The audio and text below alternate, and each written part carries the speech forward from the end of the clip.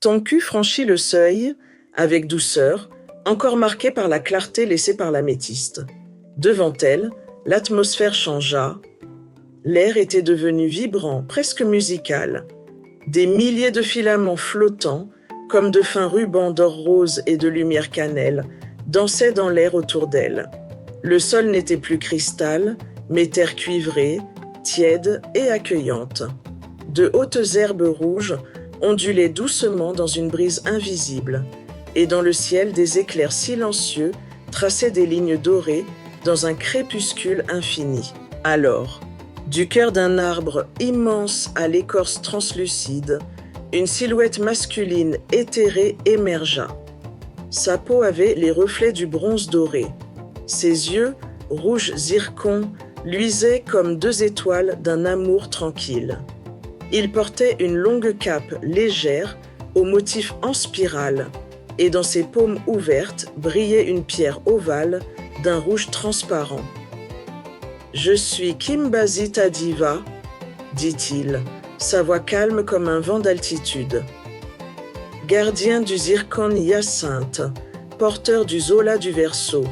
Tu viens chercher l'eau, mais avant cela, tu dois apprendre à respirer dans la tempête. » Tonku inclina la tête. Son cœur était clair, mais son corps fatigué. Elle sentait que cette épreuve ne serait pas de feu, ni de brume, mais de souffle et de présence. Kimbazi. Tadiva l'invite à s'asseoir sur une pierre ronde entourée de fines plumes dorées. Ici, nous ne luttons pas, nous accueillons, car purifier les eaux de Beulah ne signifie pas seulement enlever les impuretés. Cela signifie y semer la confiance, la vie, la paix. Tu dois d'abord apprendre à faire confiance à la source, sans vouloir tout contrôler. Il lui tendit la pierre de zircon hyacinthe. Lorsqu'elle la toucha, un souffle chaud et doux remonta depuis sa colonne vertébrale jusqu'à son tima. Ses poumons se dilatèrent comme si elle respirait Zola, l'amour lui-même. Autour d'elle, des scènes de sa vie défilèrent. Des cris, des conflits, des attentes trop lourdes. Des jours où elle avait serré les dents, étouffé ses larmes pour paraître forte. Et puis, des instants oubliés de tendresse. Un regard partagé, un geste de bonté offert en silence. Le Zola, ce n'est pas seulement aimer, souffla Kimbazi Tadiva. C'est abandonner la peur de ne pas être aimé en retour. C'est se savoir protégé, même lorsque tout tremble. Le zircon hyacinthe purifie ton subconscient. Il révèle la source invisible qui t'a toujours guidé, même dans l'obscurité. Un orage se leva à l'horizon, mais autour de ton cou, le calme s'intensifiait, le vent devenait chaud, les éclairs dessinaient des spirales protectrices. « Respire, dit-il encore. Laisse cette lumière rouge pénétrer ton cœur. Elle est la promesse des récoltes, la promesse que ce que tu sèmes aujourd'hui en toi jaillira demain dans les eaux de Beulah, ton village. » Alors, ton cou se leva. Le zircon hyacinthe brillait à son front comme un soleil intérieur. Elle se savait protégée, prête. Elle savait qu'elle n'avait pas besoin de tout comprendre, seulement de marcher avec foi. Le chemin vers Beulah est encore long, dit Kimbazi Tadiva. Mais désormais, le Zola te précède, et le Zola, l'amour vrai, purifie tout. La terre vibra, un nouveau portail s'ouvrit.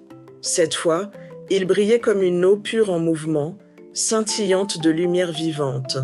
Le vent autour de ton cou formait maintenant une spirale lumineuse qui tourbillonnait autour d'elle sans la toucher.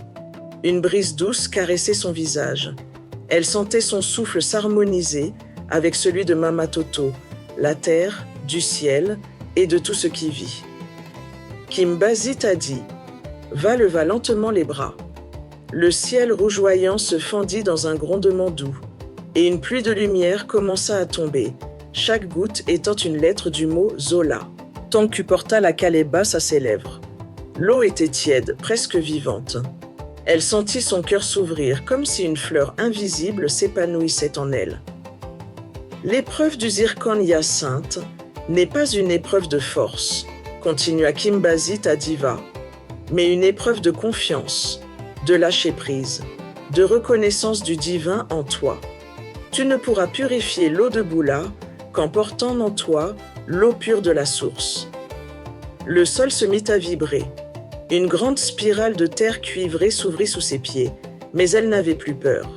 Elle sentait la protection invisible du Zola, comme un manteau de lumière sur ses épaules. Kimbazi Tadiva s'approcha une dernière fois.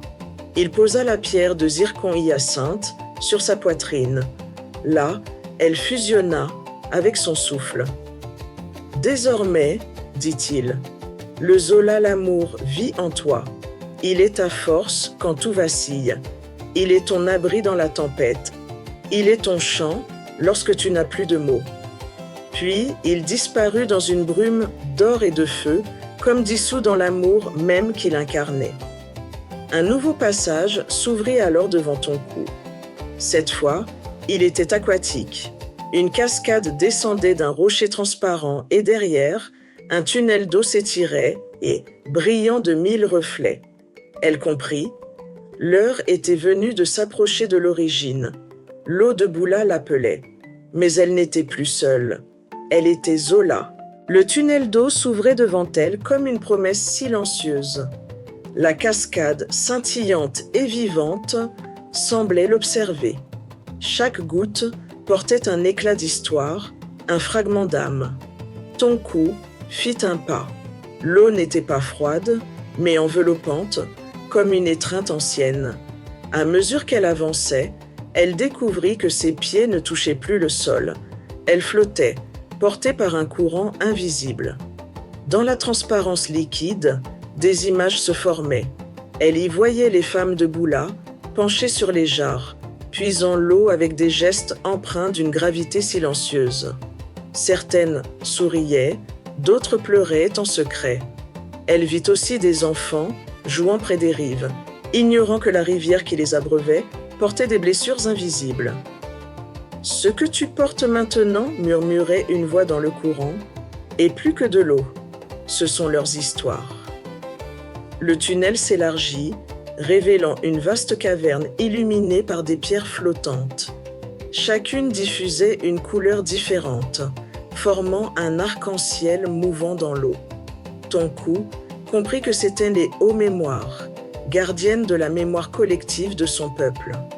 Au centre de la caverne, une sphère d'eau pure, suspendue dans les airs, pulsait doucement. Elle battait comme un cœur. À chaque pulsation, une onde de lumière se propageait dans toute la grotte. Ton cul tendit les mains. La sphère se scinda en deux, révélant une petite pierre claire, taillée comme une goutte parfaite.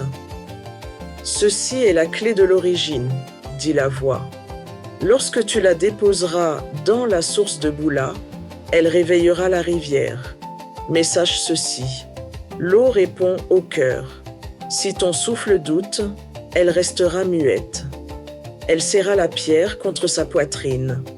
Aussitôt, elle sentit le zircon hyacinthe fusionner avec cette nouvelle énergie, créant un flux entre son cœur et ses mains. La caverne vibra, l'eau commença à tourner autour d'elle, formant un sanguini vortex lumineux. Elle fut aspirée vers le haut, traversant une colonne de lumière liquide qui la ramena au bord d'un vaste lac. Le lac était d'un calme absolu, reflétant un ciel étoilé où la lune semblait danser. Sur la rive opposée, une silhouette l'attendait. Ce n'était plus Kimbazi Tadiva, mais une femme drapée d'un tissu bleu profond, ses cheveux flottant comme des algues dans le vent nocturne.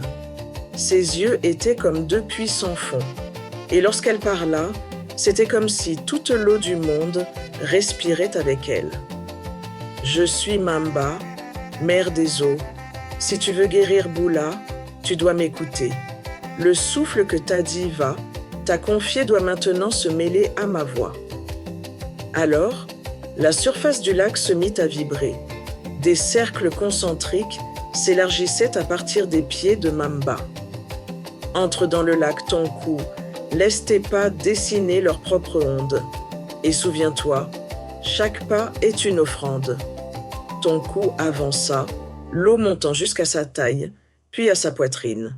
Le lac s'illumina de l'intérieur, et elle sentit que le voyage vers l'origine venait réellement de commencer. L'eau du lac l'enveloppait comme un manteau de velours liquide.